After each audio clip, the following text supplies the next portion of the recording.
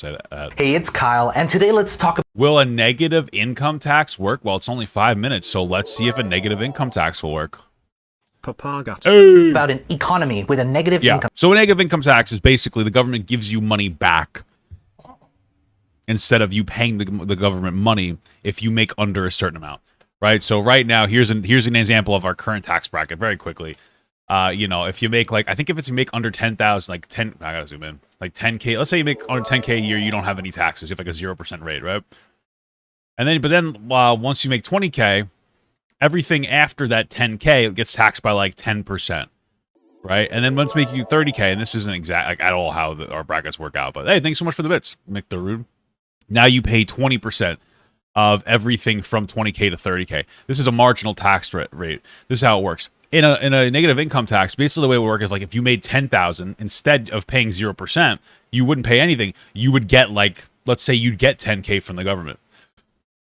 Maybe if you made 20K instead, maybe you would get back 8K from the government, right? This kind of a thing. Maybe if you made 30K, you'd get back like 6,000 from the government, something like along those lines. I know a lot of people will be like, "Oh, I don't like that idea," but think about it this way. This would be in replacement to the current welfare system, right? So instead of somebody like being on food stamps and things like that, you would get a negative income tax. So it's just a different form of a welfare program. The benefit of this is that it's easy to go on, which is a big deal because a lot of people are afraid to take jobs or advance in jobs or get better training because they might be afraid that they'll get a pay raise, lose their welfare, and then not be able to get back on. So this is just like fluctuating. Boom, you're on, you're off. If you have a bad time, you get right back on. It's a nice safety net. It's simple. It's effective. It doesn't incentivize people to have kids and not get married, right? Because you get more money if you're a single mother. It incentivizes you to not, or it doesn't incentivize you to do that. So it doesn't have an aspect of incentivizing single motherhoods or single motherhood. Right? There's a lot of benefits to it. I like this better rather than the government telling you what to do with your money. Give them money. You might argue well, what if they use it in the wrong way? I mean, maybe. But as it stands now, people are selling their EBT cards and already doing the wrong thing. So at the end of the day, I feel like it's more about the person on the welfare than it is about necessarily how you get it. But I do think that the way that we give out welfare is going to encourage some negative, bad habits. And I also think this is just simpler and people would rather just have the money in their hand. I like this idea more. It's just nice and simple. So that's why I like a negative income tax. As a way to solve the ineffectiveness of government welfare programs, while at the same time shrinking down an equally inefficient bureaucratic system. Yeah, a negative that's another income part too. tax is nothing new. It's been around since the 1940s, first propagated by British politician Juliet Rhys Williams, and later gained widespread interest from economist Milton Friedman. Okay, so what's a negative income tax? And use your character. I thought about it, brother. I thought about it. Anyway, well, it's exactly like it sounds. The US has a progressive income tax, or a positive income tax, where we work and pay a percentage of our earnings to the government. A negative income tax, in effect, means the government pays you. Sounds fun? Well, this is for people who don't make enough. Here's what it is in its simplest form. Let's say the threshold to qualify for a negative income tax is $40,000. So you make $40,000 or less per year, you'll qualify. Then take 50% of the difference from that threshold to what you make. So let's say you make $21,000 per year, you subtract that amount from $40,000 and that equals $19,000. Get 50% of that $19,000 and you'll receive $9,500 from the government. In this example, the max you will receive is $20,000 from the government. That's if you don't work at all. But then again, one criticism of the negative income tax, which Friedman actually admits, is that this might disincentivize people to work. That's true. It's 100% true. The thing is, and the one big thing that sells me on a universal basic income or a negative income tax is technology is displacing jobs and driving down wages. That's the reality. Jobs are disappearing. And the skill gap is getting wider, right? There's fewer in the middle jobs. You go to your local grocery store. Pretty much everybody's there's at least 4 checkout machines there. You got one person, when I live in New York, so there's 10 self checkouts with one person running it. Usually that person can't even walk very well, right? So that's 7 jobs that were just displaced, plus baggers. Go to McDonald's. You have a self-checking kiosk. That displaces jobs. There's less of a demand to have somebody at the register. There's going to be somebody there, but it's less demand. There's already conversations about self-driving cars. and trucks, and even if the self-driving truck, even if we legislate that you have to have a driver in there, like an airplane pilot for automatic, which I think is a good idea, they're going to make less money because now their job is easier. All they have to do is kind of sit there in case something bad goes wrong, which is mostly what a pilot does. They take off, they land, and then they just hang out, right?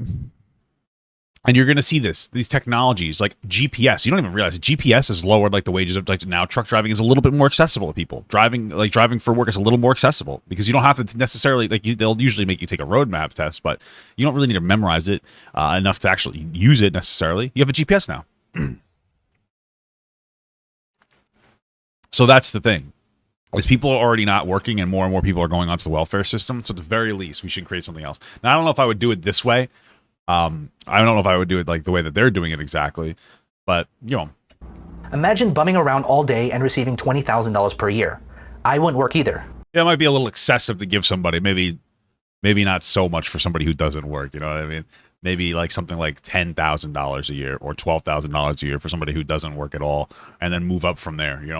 So let's change some numbers. To qualify for a negative income tax, you need to work. Simple. Produce an income. We have an upper threshold of $40,000. Let's put a floor of $12,000. So the max you can earn from a negative income tax is $40,000 minus your $12,000 income, and then get 50% of that, and you'll receive a max of $14,000 from the government. Of course, we'll have to figure out the exact numbers to get an optimal figure. These are just examples to drive my point.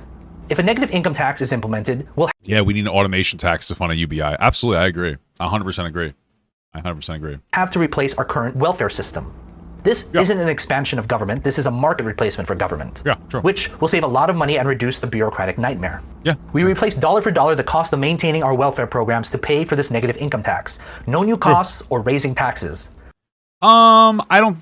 Maybe with a negative income tax, with a universal basic income, the headline costs like $3 trillion, and I think after you factor in the cutting of welfare, which is you can opt into it, you don't have to use it. But if you don't opt into the UBI, you see on your old welfare. But between like the reduction of welfare, the implementation of a value-added tax of 10%, and the reduction of like healthcare costs that people would have to go through because they'd have the ability to like spend money on like preventative care, getting homeless people off the street, et cetera, et cetera.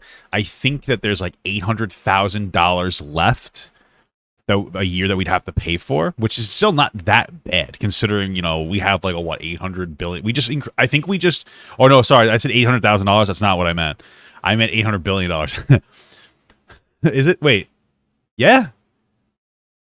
I think that's how much it is. Anyway, it's a lot. Or was it like 500 billion? Something like that. I'm very rusty on my UBI knowledge. Let me look it up. That's why the numbers need to be optimized. What makes our welfare programs inefficient is that they limit choices for people to purchase optimal resources. Studies have found that people are worse off relying on welfare, and it's done a very poor job of lifting people out of poverty. True. In fact, especially in places where there isn't like a robust so in somewhere where there's like a lot of job availability, welfare is probably pretty good for a temporary setback because you have the opportunity to do better than the welfare. When it comes to like if you live in a poor area and you're on welfare, it doesn't really provide. It just kind of like flatlines people. It just keeps the community going, but it doesn't really provide boosts the community. Meanwhile, if you implement some kind of a new UBI or negative income tax, people that don't have jobs will now be able to have money and weren't able to access the welfare system.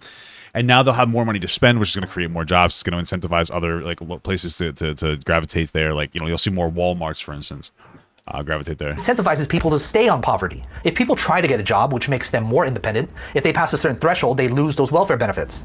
It actually costs more for them to fund their own purchases than receiving it for free if they just don't work at all. For every dollar they make, they lose those free benefits. That's actually a huge tax burden on them. Say a person on welfare starts working and receives $1,800 per month. In some cases, that's above the threshold to be on welfare, so they lose their free benefits, which could add up to $500 in value. That's a stupid 27% tax on the very poor. Good job, guys. A negative income tax removes this cushion and incentivizes people to work and not be punished for it. And you'll need to work to even receive this negative income tax. When people receive this money, they can do whatever they want with it. Unlike welfare, they have a choice to spend it on more optimal resources. Okay, now how is this different from a universal basic income? Specifically Andrew Yang's Freedom Dividend, where he promises every American over the age of 18 with a lifetime base income of $1,000 per month by enacting a value-added tax on companies. First, a negative income tax is not an added tax, which, come on, don't we already have enough taxes? A universal income tax gives everyone money, which just screams welfare even more. Our welfare system is already inefficient, and we would just be adding to it. A negative income tax is an optimal replacement for welfare, and it's for Wait, what? efficient, and we would just be A freedom dividend or basic income will make welfare worse? Why? gives everyone money, which come on, don't we already have enough taxes? A universal income tax gives everyone money, which just screams welfare even more. Our welfare system is already inefficient, and we would just be adding to it. But that doesn't even make sense. Wait, hold on. That one doesn't make sense at all. Like, you're advocating for negative income tax, but now you're saying that how would a UBI be that much different? I feel like you can't make that argument if you're in support of it. Wait, what? Not an added tax, which, come on, don't we already have enough taxes? Well, sure. A universal income tax gives everyone money. I also don't think that I don't think that, like, you think you'd still have to pay money for. We'd still need to raise. Like, the welfare system isn't gonna. It's not gonna be self-sufficient in the way that you think. Implementing a negative income tax isn't gonna be like a net sum game where it's like, oh, we break even by cutting welfare and implementing this plan. Like, absolutely not. It's gonna be more expensive. We're gonna have to implement shit. But I don't understand how are you making this argument? Like, what? Added tax, which, come on, don't we already have enough taxes? A universal income tax gives everyone money, which just it was like a negative income tax for the most part. screams welfare even more. How does that scream welfare? Our welfare more? system is already inefficient, and we would just be adding to it. That doesn't make any sense because it would replace welfare. This is a weird argument. A negative income tax is an optimal replacement for welfare, and it's for only the most vulnerable of Americans. That's your best argument, that, like, not everybody would get it, but you could, yeah, okay. Sure, everyone would like $1,000 per month forever, but that has unintended consequences, such as overall prices for everything going up. The same thing with a negative income tax. So the way that this kind of stuff works is that the more money that's in the market, the more that, like, inflation will rise. Both are going to contribute to inflation. The better conversation is, how much does that inflation matter, right? Like, look at, like, we just watched a video about somebody went to Burundi, I think it was called. It was the poorest country in the world. And you want to know how much a wheelchair was? $5. Incredible. Because people don't make as much money there. But guess what? Those people also barely make enough money to afford a wheelchair if they need it, right? They make, like, I don't know, like, it was like $20 a year or some shit, something like that. I don't remember how much it was, right? So our wheelchairs, let's say a wheelchair here costs $250, but people here it's more affordable to spend $250 on a wheelchair working and living in America than it is to work and live in, like, Burundi, I think it was called, right? Because, like, even though there's more money here and things are more expensive because basically, like, there's inflation, it's still more accessible because people have more money, right? So let's say, like, a UBI implementation will increase inflation by like 10%. I think that's the estimated is like about 10% right off the bat, and then it would, like, go back into normal. Okay, so 10% inflation, that's rough, right? But if your average person's making $40,000 a year, now they're making $52,000 a year, but that 52 is only worth, let's just say, like 40 is only worth 48, right? But they're still making basically $8,000 more in value. You understand what I'm saying? So yeah, would it increase inflation? Sure, but the market's not going to collapse. It's not going to be that bad. Okay, you're taking money from the top for the most part, and you're redistributing it into the bottom. That's really what's happening. Realistically speaking, like, you're not going to see massive inflated prices. Like, McDonald's isn't going to double their price because Burger King just won't, and that's part of the free market, right? These highly competitive spaces are going to be like, yeah, I'm not going to do that. And areas where there's food deserts, you're going to see less of those because there's going to be more of an incentive to move there as another company because there's going to be more money in that neighborhood. The biggest issue is going to be, like, rent, where, like, pieces of shit are gonna, like, rent gouge or whatever. Then just have a conversation about rent control. Bob. Since everyone has more money, why shouldn't vendors raise the prices for everything? The same thing is gonna happen with a negative income tax. It doesn't matter if everybody has the amount of money. It matters how much money is in the market that's available. Okay, I don't know if you. I feel like you're missing that context. A negative income tax combines something liberals and conservatives can both agree on. A UBI, actually, I think, is probably just as agreeable as a negative. I mean, maybe a negative income tax is a little bit easier to plug, but I think conservatives are actually, for the most, when I talk to a conservative about UBI, even when they don't agree, they're like, I understand what you're saying because I like the aspect where, like, it's making welfare less complicated. Assistance to the less fortunate and less government bureaucracies.